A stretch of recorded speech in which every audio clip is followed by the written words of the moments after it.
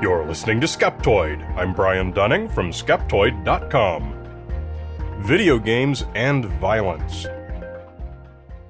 Today we're going to take a long look at a subject that has been appearing in the news almost for as long as video games have existed.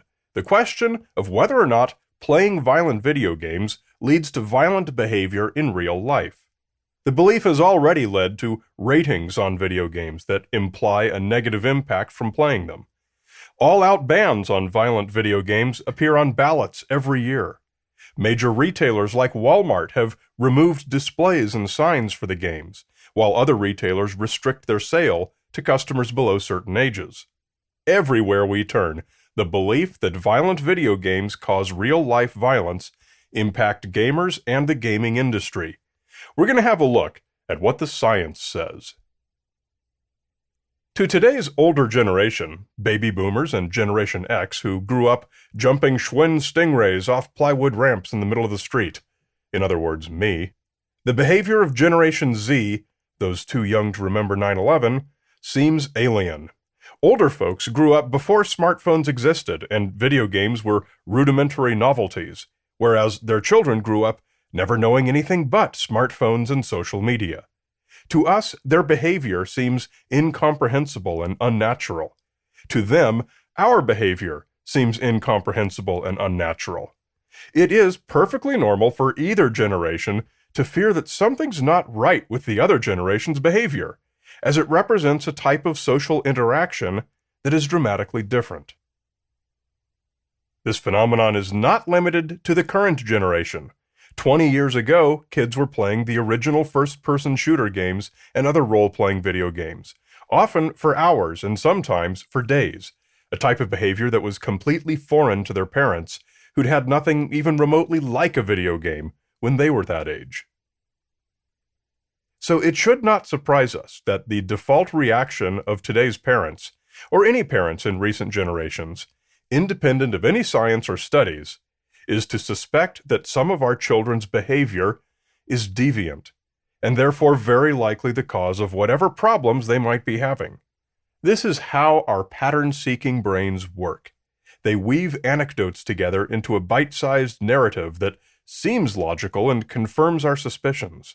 The surprise shouldn't be that, despite data to the contrary, some people think violent video games drive violent behavior, and gaming is an addiction requiring treatment. Rather, the real surprise would be if those beliefs didn't exist. For a long time, the standard answer to this question, coming from the scientific skepticism community, has been that the science is clear that violent video games do not make kids more violent or aggressive in real life.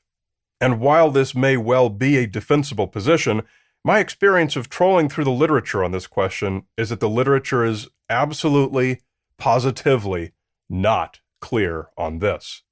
Rarely have I encountered a topic on which the literature is more contentious. Early on in the research for this episode, I discovered that selecting references was going to be a problem. Normally, on a subject, I can say, "This large authoritative study found X, and the consensus agrees." But in this case, many of the most prominent papers disagree, and each is followed by boatloads of letters and dissents. I would have had to step into the role of gatekeeper to select specific references and present them as authoritative, which I'm not qualified to do. From my survey, it appears to me that the literature falls into three camps. First, that violent video games do increase violence or aggressive behavior in kids who play them. Second, that they don't. And third, which is the largest camp, is a more nuanced view, and is the closest thing to what I'd describe as a consensus. To understand this more nuanced view, let's take a look at perhaps the most impactful publication on the subject. It's the 2015 Resolution on Violent Video Games by the American Psychological Association. It's widely cited, and being the APA's official position paper, wields maximum authority in the eyes of the media. It asserts both that violent video games increase aggressive behavior and decrease pro-social behavior. However, the resolution carefully discriminates between aggression and violence. All violence, including lethal violence, is aggression, but not all aggression is violence. This distinction is important for understanding this research literature, which has not focused on lethal violence as an outcome. Insufficient research has examined whether violent video game use causes lethal violence. The popular press, however, has scarcely comprehended this difference, and what's happened is that this single publication has been waived as proof positive by both sides that their perspective is the supported one. One side has mischaracterized it and cartoonishly oversimplified it into playing violent video games turns kids into killers. The other side has trumpeted it as an affirmation that no good data supports the claim that violent video games correlate with violent behavior, which is indeed what it actually says. Media abuse of the 2015 resolution was so rampant that 2 years later, in 2017, one of the APA's 54 divisions, the Society for Media Psychology and Technology, published a clarifying statement that limited its discussion to societal violence, most specifically mass shootings, which was where the media best loved to heap its blame of violent video games. The statement concluded, "These days, just about every child, both boys and girls, plays video games. Discovering that a young crime perpetrator also happened to play violent video games is no more illustrative than discovering that he or she happened to wear sneakers or used to watch Sesame Street. This is a classic error, trying to predict something rare, such as a violent crime, by looking at something common, such as playing violent video games, or for that matter, drinking milk. Confirmation bias has often resulted in the preservation of this false belief. There have been several shooters who were initially linked to playing violent games, yet upon investigative review were found to be minimal consumers. These include the perpetrator of the 2007 mass shooting on the Virginia Tech campus, who was found to have no notable exposure to violent games despite initial claims to the contrary, and the perpetrator of the 2012 mass shooting on the Sandy Hook Elementary campus, who, although reported to have several outdated action-oriented games in his home, was reported by witnesses to mainly play nonviolent games, such as Dance Revolution. Notably, the paper even mentioned the generational problem we discussed earlier. When a perpetrator is a young male, news media and policymakers often pay extraordinary attention to their media habits. However, when a perpetrator is an older male, or more rarely a female, the issue of media violence is typically ignored. Really, what we have here is an attempt to blame a certain unfamiliar, unpredicted behavior, the act of violence, on another unfamiliar, yet observed behavior, the playing of violent video games. When confronted with something that's hard to account for, like an act of great violence, our natural human tendency is to somehow rationalize it by seeking identifiable patterns that can at least appear to explain it. When a young person does something deviant, our native pattern-matching tendency is to look for something else deviant, which explains it. The division then laid out a set of recommendations which were better tweaked than those given in the APA's original 2015 paper, given all the media misunderstanding that had taken place in the intervening 2 years. The weight of research evidence is unable to support links between violent video games or other violent media and societal violence, it said, and its recommendations were for the media to more properly use some terms and avoid other things altogether. Its final recommendation, number 6, was, "News media would benefit from remembering that discovering a young male perpetrator of a crime also happened to play violent video games or watch violent movies is not remarkable given the commonness of such media use among young males. Such disclosures should not be treated as significant or as causes."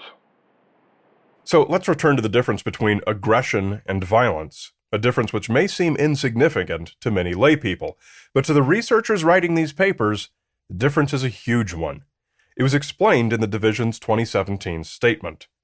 While violence refers to a narrow class of behaviors intended to cause serious physical harm, aggression is a much broader category of behaviors, including many very mild behaviors and some, such as sports aggression, competition, or debating, that are socially sanctioned.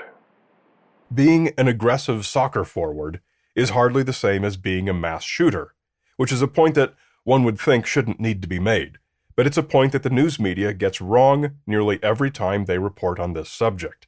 But moreover, aggression is pretty broad and widely found among the general population.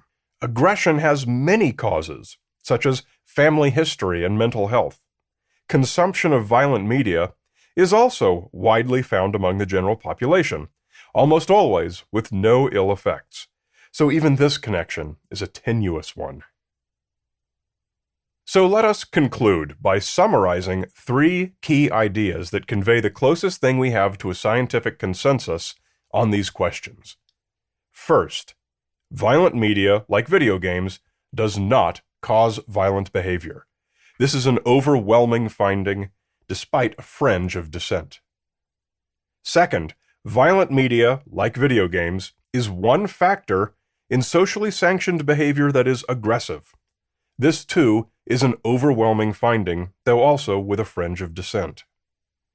Third, the degree to which violent media, like video games, causes aggressive behavior is very small. Aggressive behavior can be caused by multiple factors, and there are other, far more powerful causes, like family violence, peer delinquency, and mental health. If a person has acted aggressively, consumption of violent media, while possibly a factor, is almost certainly one of the weakest influences. This finding is also a majority consensus, but with dissent on both sides, some finding violent media to be a more significant contributor to aggression, and some finding it to be practically zero. That's what we know, and it's a far cry from what's usually reported. Every time there's a highly publicized act of violence, you can practically bet that some reporter will dig up the fact that the perpetrator had played violent video games. Don't stand for it. Go to the comments section and set them straight on the science. You can grab references from the transcript page for this episode on Skeptoid.com. Remember, to form the best solution to a problem, we need to have an accurate understanding of the problem. Sensational explanations may sell newspapers, but they don't save lives.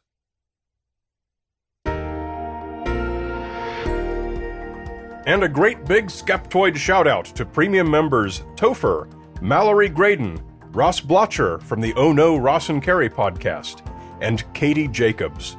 I love connecting with you guys every week, and with all the other wonderful supporters and listeners who have been on this journey with me for nearly 13 years. Each premium member brings the show to an average of 100 new listeners, so by supporting Skeptoid, you're really supporting your fellow humans who need it. It's easy to do. Just come to Skeptoid.com and click Go Premium. You're listening to Skeptoid, a listener-supported program. I'm Brian Dunning from Skeptoid.com.